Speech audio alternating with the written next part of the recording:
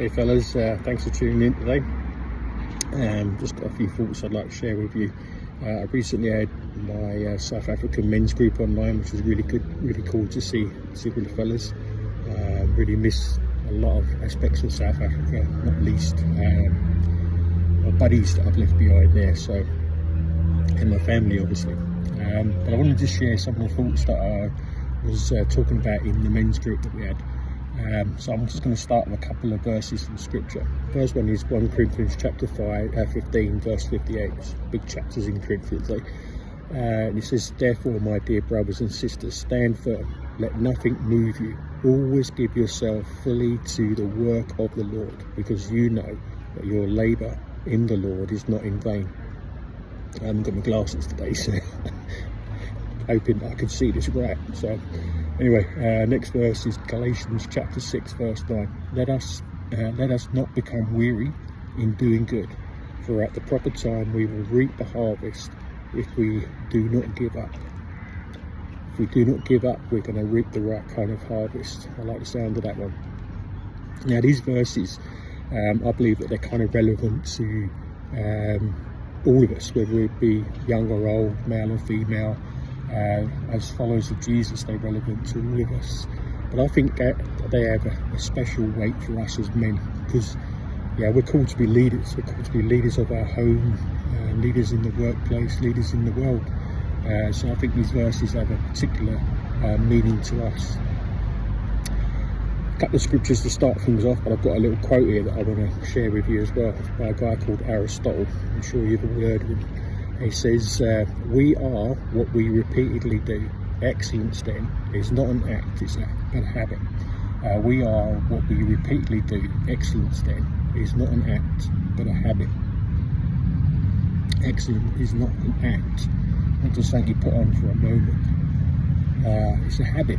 If we want to pursue excellence in our lives, then it has to become like a habit in our lives. So who are we? Who are we when nobody's watching? When we have a choice to make, where we can either do the right thing or we can cut corners. Who are we in those moments? Who are we in those moments? Now, we can fool others. We can fool others by putting on some kind of facade, giving the impression that we're properly dialed in. But the truth is, we can't fool ourselves. Who are we when nobody's around? Never fool ourselves, and that's key for me.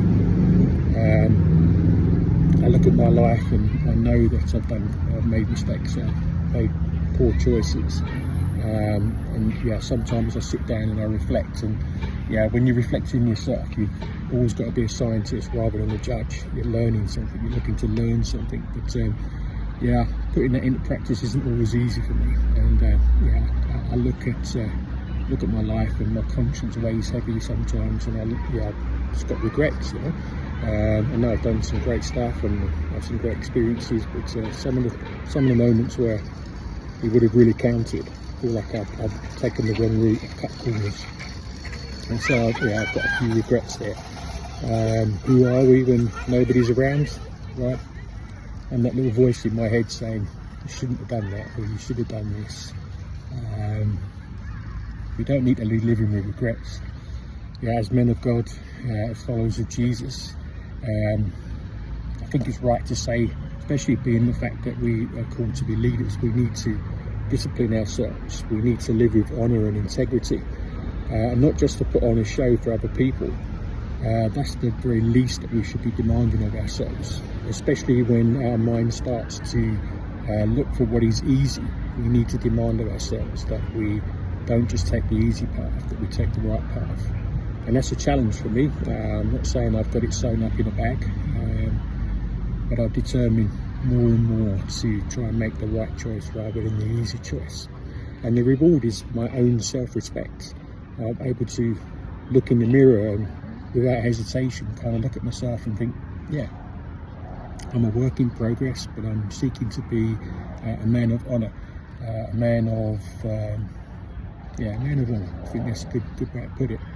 And so my conclusion in my message today, it's a short one, Going back to that quote from Aristotle, we are what we repeatedly do. Excellence then is not an act but a habit. So yeah, we might not be perfect all the time, but if we start to build the right kind of habits in our lives, we can really be the men of honour that I know all of us deep down want to be.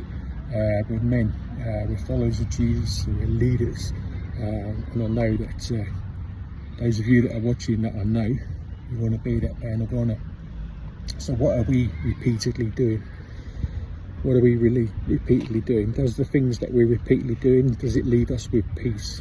Or does our conscience start to kick in and be telling us that we're letting ourselves down? Who are we when nobody's watching? We are what we repeatedly do. Excellence then is not an act but a habit. Just to go back to that verse in Galatians, let us not become weary in doing good, for at the proper time we will reap a harvest if we don't give up doing good. Peace, happiness in ourselves, in and of ourselves, no regrets. I believe that's part of the reward that's ours when we don't give up, when we don't become weary, and we just make the effort to do the right thing. Anyway guys, a short one there, challenge for us all.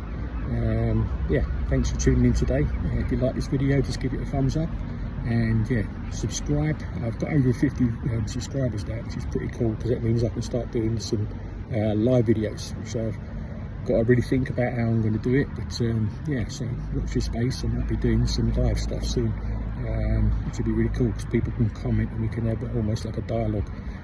So just watch your space, and I'll come back to you again with that soon. Anyway guys, thanks for tuning in again today, and I'll speak to you again soon. Bless you guys.